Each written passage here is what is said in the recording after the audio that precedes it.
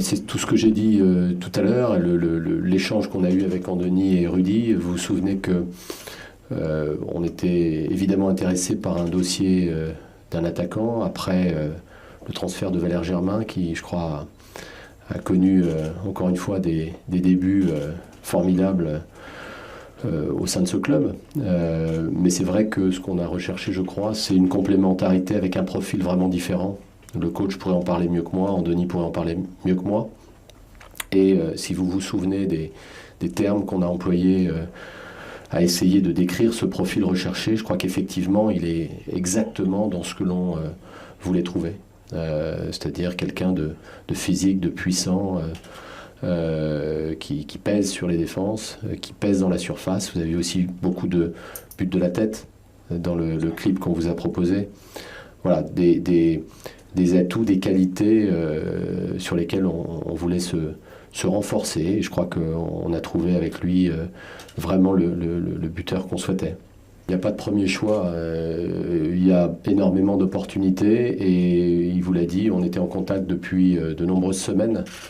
Donc non, c'est exactement la personnalité. Je n'ai pas parlé de personnalité, mais je crois que quand on joue à l'Olympique de Marseille, notamment à ce poste-là, à tous les postes, mais notamment à ce poste-là, c'est important d'avoir aussi des qualités de caractère qui soient très fortes, pas seulement pour soutenir la pression des supporters, mais pour être l'attaquant dont cette équipe a besoin. Donc c'est aussi quelque chose qui a beaucoup pesé. Je vais même ajouter un autre point, c'est que pendant toutes ces discussions, moi à titre personnel, j'ai été vraiment impressionné par sa volonté de s'intégrer dans le projet, de vouloir arriver à l'Olympique de Marseille.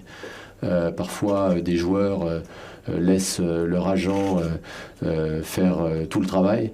Je peux vous dire que Costas a été extrêmement actif, extrêmement convaincant dans son attitude tout au long de ces discussions pour venir à l'Olympique de Marseille. C'était son choix, c'était le nôtre. Donc moi, je suis absolument ravi de sa présence. Quant au mercato, là encore, je vais vous répondre ce que j'ai l'habitude de répondre sur ce sujet, c'est que je ne sais pas ce que veut dire un mercato réussi, un mercato moyen ou un mercato raté. Je crois que ça, c'est quelque chose qui doit être évalué à la fin de la saison, avec le classement que l'équipe occupera. Et là, on pourra dire si les objectifs ont été atteints ou pas. Donc je crois qu'il faut attendre la fin de la saison pour pouvoir se prononcer sur ce point. En tout cas, on est satisfait de ce qu'on a fait. Je ne vais pas revenir sur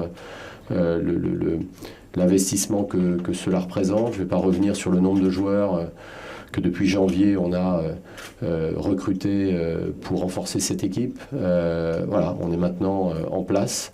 À nous de délivrer aux joueurs, au staff, d'installer cette équipe dans une trajectoire, comme je le dis aussi souvent, de progrès.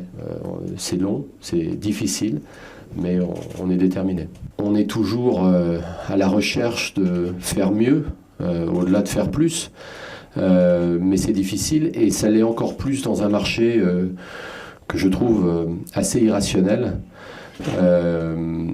assez fou même, pour tout dire.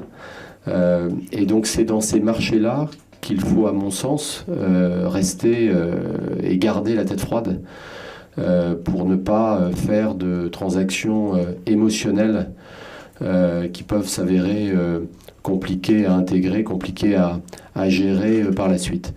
Donc nous, on a toujours gardé notre attitude, on a toujours gardé la même réaction, le même comportement par rapport à un marché dont on voyait que semaine après semaine, j'allais dire, il commençait à dévisser. En tout cas, il commençait à montrer des mouvements assez surprenants, notamment dans le prix qui pouvait être proposé ici ou là. Donc je crois qu'on a là encore jamais dévié de cette attitude-là, de ce comportement-là avec Andoni et avec Rudy. Voilà.